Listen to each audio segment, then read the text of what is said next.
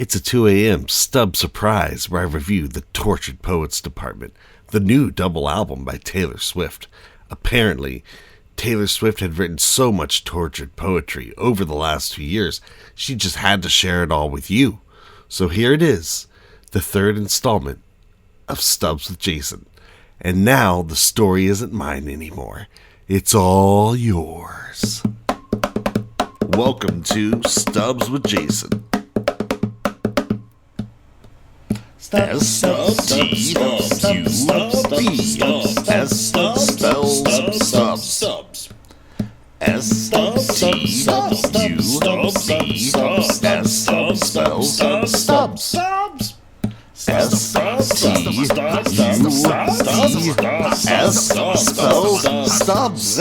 Stubs. Hey people, welcome to Stubs with Jason, where I discuss movies, music, TV, pretty much all kinds of things on all kinds of screens. You see? I said music.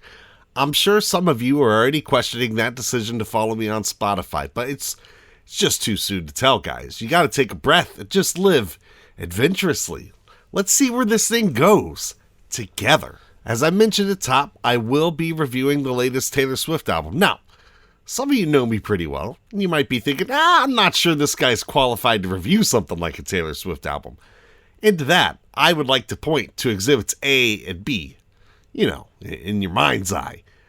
These exhibits being concert ticket stubs from 2 Taylor Swift concerts that I have attended over the last handful of years. I took my daughter to both the Reputation and the Eras tours, and I will be the first to tell you, that Taylor Swift is absolutely worth the price of admission. She puts on a tremendous show. But way before that, I was riding in a truck with my brother-in-law, Brian, the big dog. He's a country fan, so that's what was on. Sometime that afternoon, I had my first brush with a much younger T-Swizzle. I don't remember what the song was. It was probably around 2008 or 2009. It's probably Teardrops on My Guitar, Love Story, You Belong to Me, one of those early songs, right? I don't remember having any particular strong impressions from the song that I had listened to, but I remember him saying that my niece just absolutely loved Taylor Swift, and that that Taylor Swift was only like 16 or something like that, and he was super pumped that his daughter could have someone like that to look up to. So, that struck me, that landed with me. So, however, after that day, Taylor Swift pretty much disappeared from my life, aside from probably catching her on SNL, or I'm sure I saw her on Letterman appearances. That's it. I wasn't actively listening or interested or anything like that.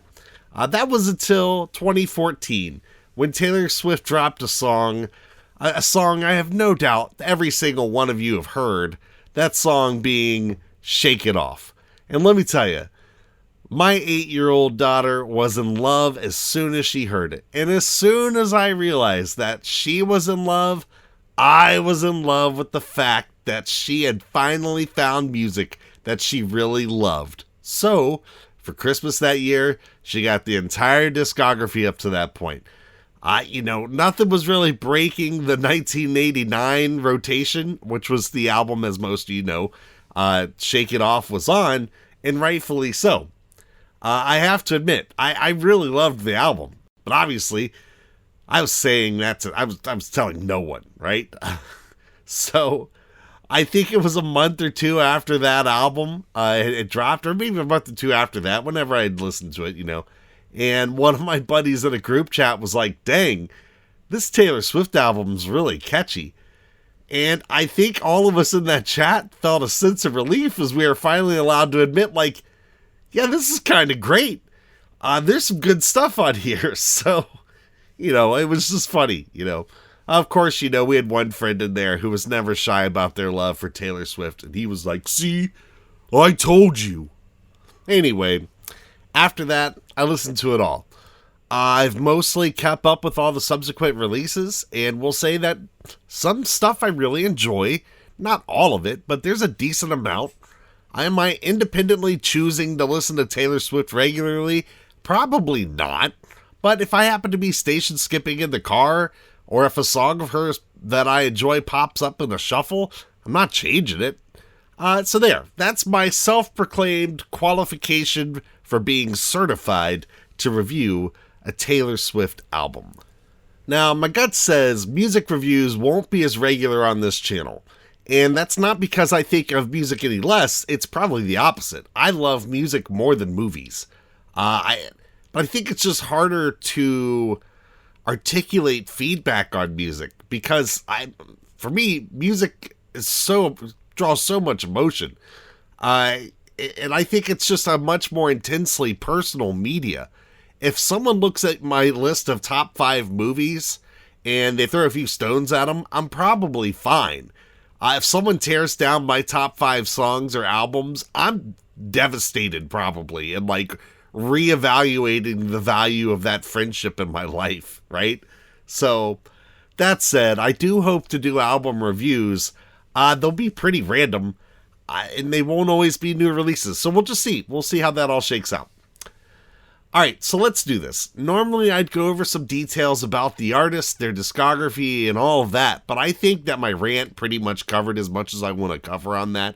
If you need more background on Taylor Swift, the internet has no shortage of information about Taylor Swift.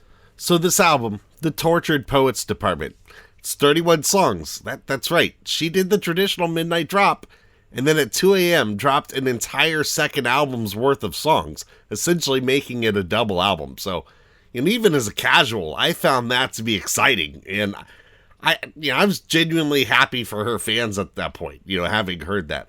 Overall, I've had a good time listening to these songs. I just streamed them online.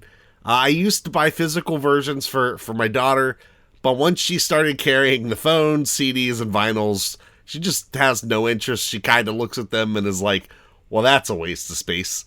And on one hand, that's, fair enough, but I've seen what occupies her space, and I think a few CDs and vinyls are not exactly what's wasting her space.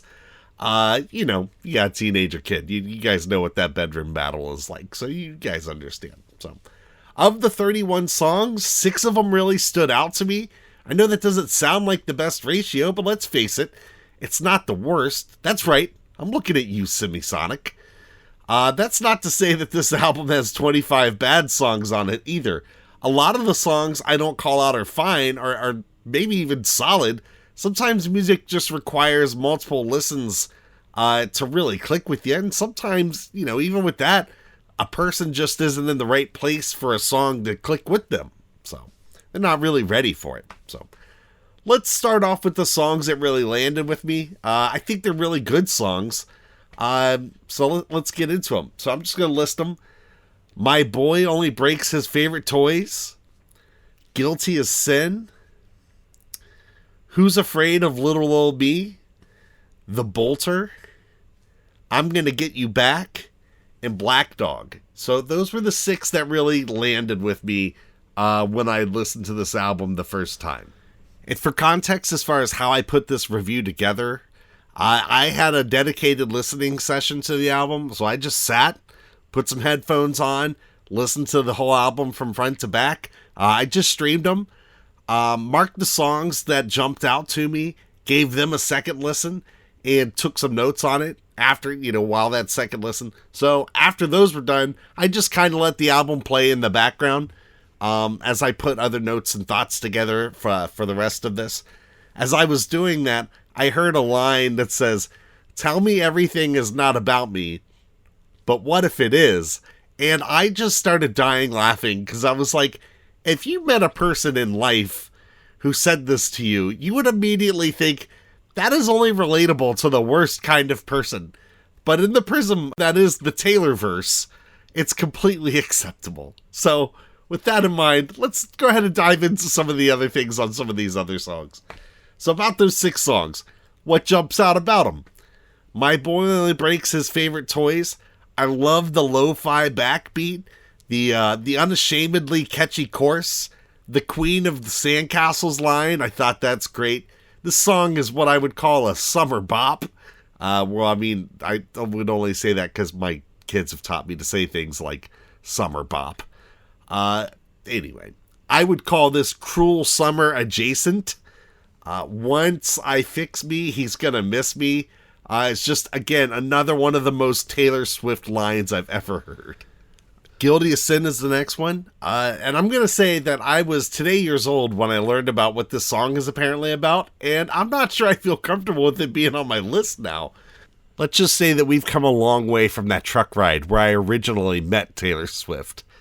But I get it, and I know she's drawing criticism. She pretty much draws criticism every time she releases an album. She swears a lot on this album, but again, she's a grown woman now. Like, she's writing music for her audience, which has also grown. If you got young ones, just show them the older albums, and they'll be fine. Like, that said, I'm still good with this song. Definitely reminiscent of Clean from 1989.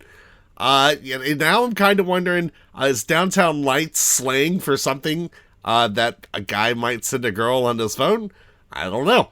I just had a conversation that seems to check out with some of the people who I've ran that by, so feel free to, do with that with what you will. So, Who's Afraid of Little Old Me was next. It sounds like a leftover from Lover, but the lyrics sound like they would be off of something from Reputation, and I think that's a good blend. Black Dog, 'Cause Old Habits Die Screaming. Look, I think this song highlights one of Taylor's strengths. She has this library of songs that are so bitter and self-loathing, and those are super relatable, because when people get on the wrong side of a breakup, it's not always that you're just angry at that person after the breakup. You're just angry with yourself for letting things happen. This lady just makes her living in that space. It's just clear.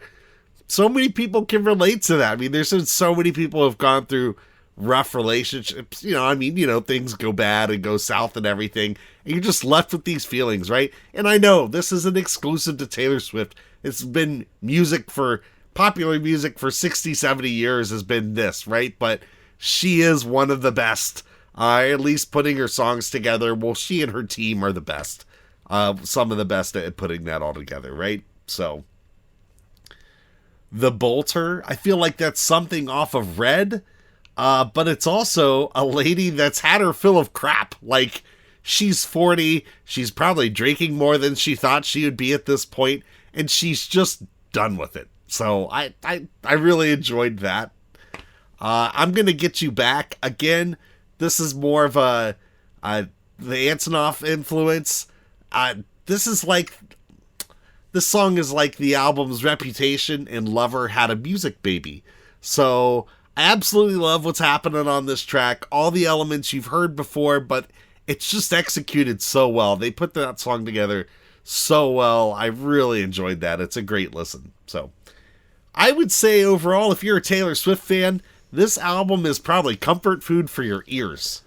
So those are my 6. And just a couple of notes on some of the other songs. I Hate It Here. It's like 95% of an amazing song, but some of the lyrics are just too on the nose. I know that tends to be one of my criticisms overall for her and this album. And I get that there's like a lore to being a proper Swiftie, but holy smokes, man. I shouldn't be required for I should be able to pick up an album and enjoy it at any time. Music should be accessible to anybody, but I get it. You know what I mean? Man, some of the gatekeeping I've seen out of this fan base, though, rivals like some of the most toxic Star Wars and Marvel threads I've ever seen. So don't get me wrong. I love the passion. Holy smokes. I'm just here to enjoy the music. Then you don't understand. Like, whoa, good Lord. It's almost worse than talking politics or religion at this point.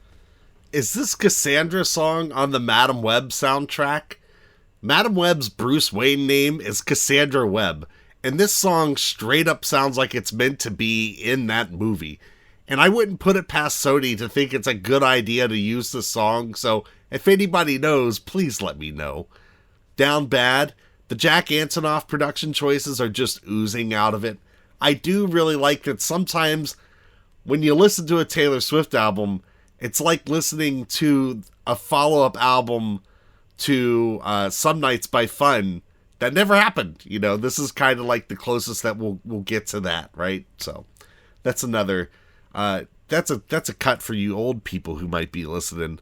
Well, I don't want to say old. That's not nice. But Some Nights by Fun. Great album. Go find it. Go check it out. I love oh yeah. So the other one, which is I Look in People's Windows. I really like the guitar part on it, but it just kind of didn't. It just turns into generic movie soundtrack. So it kind of loses me. But I also love the fact that she'll write a song that pretty much says, I'm a freaking weirdo. And that is what that song is. It is funny. Good for her, though. I mean, when you're a billionaire or whatever, you can write a song that's equivalent to I always feel like somebody's watching me, but, a little more personal and intimate. Yeah, but I like that song, but yeah, she's a weirdo. Like, she is a weirdo. Yes, and that's great. So, wrapping things up, aside from the notes on those songs, I think the rest of it, and most of it, just kind of sounds like soundtrack music, like almost theatrical, like almost like they could be like for a Frozen stage play or like something off of Wicked. I've never watched Wicked. A lot of her stuff lately, like over the last couple of albums, like not so much on Midnights, but the two before that, like it just hit me as like, this is all what I imagine plays in that Wicked play. Again, it's a little more like stage music, and maybe that's okay. This is the soundtrack to her life. She lives a very theatrical life, right? Like, she lives a larger than life. I get it, right? I think essentially this is one of Taylor's stronger albums. Listening to the Albatross, it's a pretty dang good song. I love the chorus hooks, but again, the bridge feels like a musical. I think something that's I wish she'd accept, at least for me, is that it's okay to have a song that's only like a minute and a half or 2 minutes long.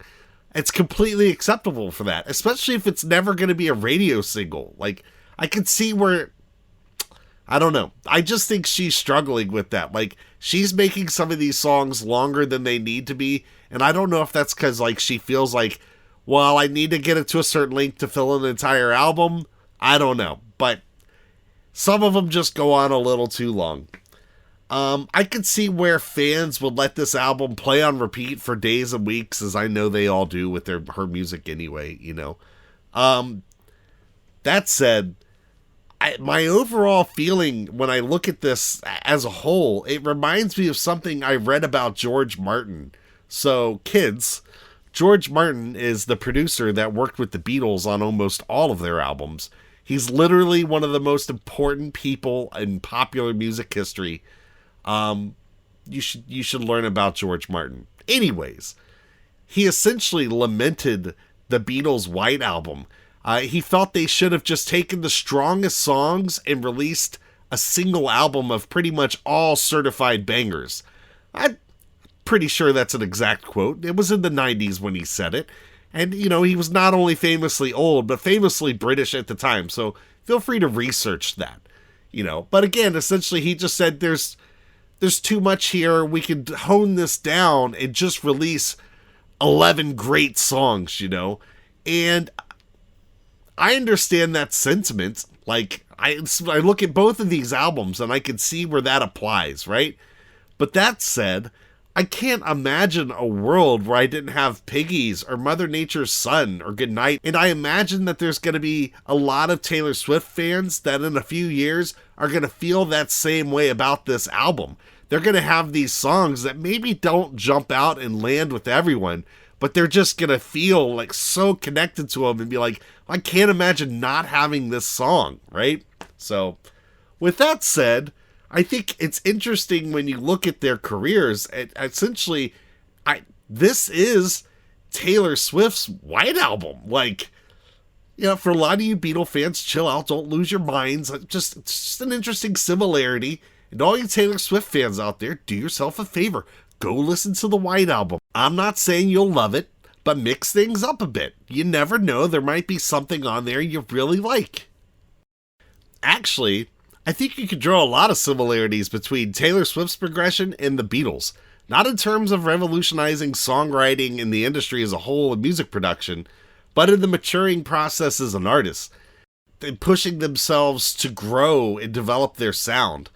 Not that it's exclusive to just these two artists either, but, essentially, they both kind of come from simple beginnings in terms of production and songwriting. They got a little experimental, and in that, they discovered that they really had the freedom to make whatever kind of music they wanted. So, at that point, I think there is a little bit of a separation of the two. For me, at least, I feel like the Beatles, after Sgt. Pepper, after Magical Mystery Tour, really honed in and they absolutely led to their pinnacle as songwriters with some of those subsequent albums that followed those experimental ones.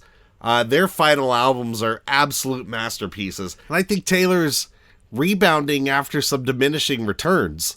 But again, she's a young woman and still writing a lot of music and collaborating and has great, she puts out quality music. So there's no doubt in my mind that she could still, her best album may not even be out yet. It very well could be. So, overall, I'm going to give this album a 7.3 out of 10. I kind of give that like a Taylor Swift 7.3 out of 10. Like, I enjoy it. It's fine. But, like, again, there's just it's in a certain lane in my life. It's not music that I'm actively reaching for, right?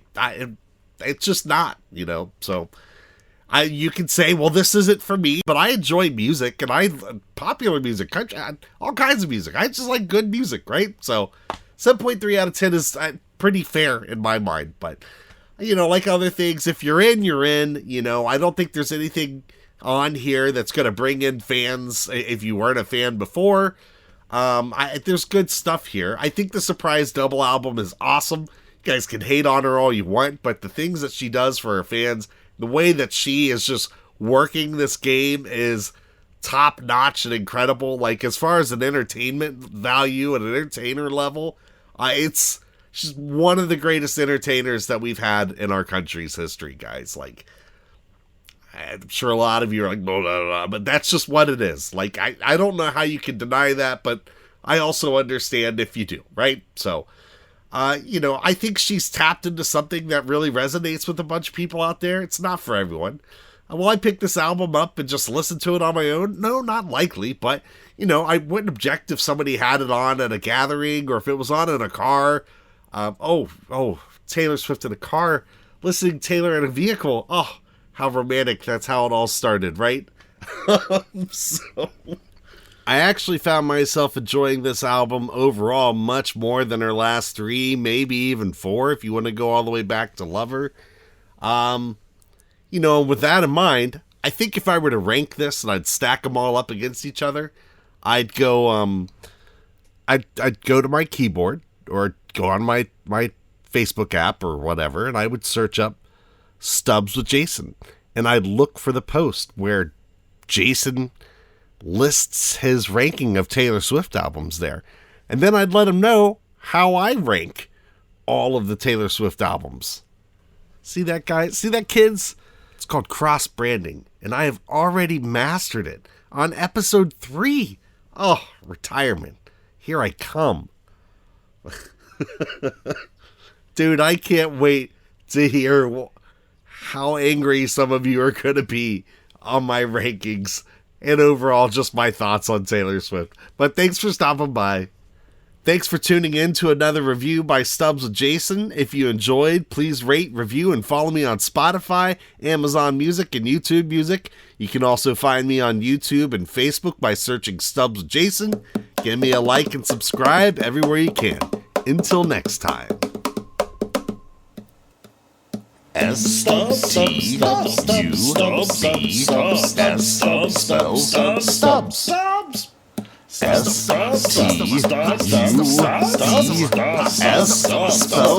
Stubs. All done.